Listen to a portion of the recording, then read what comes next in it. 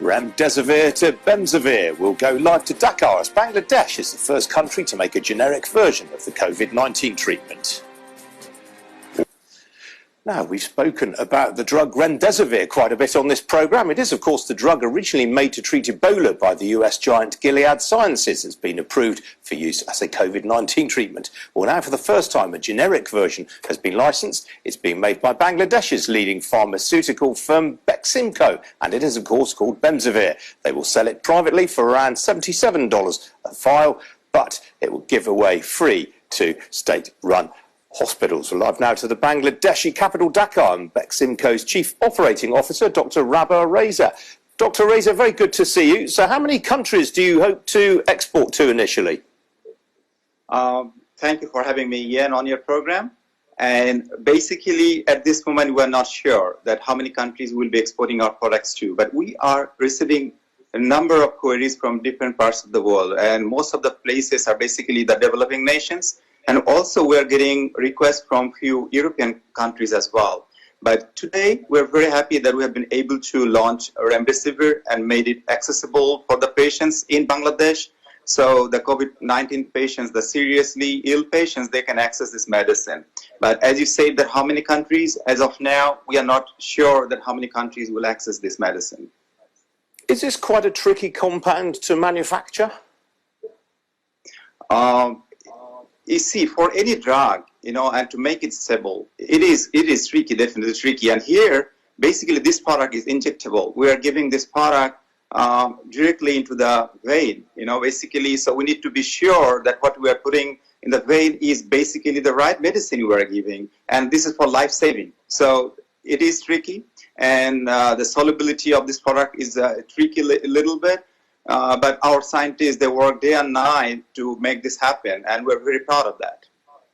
And typically, how many vials are needed in a course of treatment? You see, the trials, there have been limited trials now in the US, and based on the trials, they say that it could be either 5-day course or 10-day course. So for 5-day, they start with 2 vials on the first day, and then following 4 days, 1 vial. So the total 6 vials needed. When it is 10-day course, it will be 11 vials. So day 1, 2 vials, followed by 1 vial each on for the next 9 days. So either 6 vials or 11 vials over 5 days or 10 days. So potentially a course of treatment could be as much as $800 per patient. Thing is, you see here, I think the price that you have quoted, our price that we need to take a price from our regulatory authority. So the price that we have taken is basically around $65. $65 in local currency, 5,500 taka. And for the government hospitals, we are giving this free in Bangladesh. So if we need to supply this to private hospitals, then we'll have to charge this 5,500 taka per patient.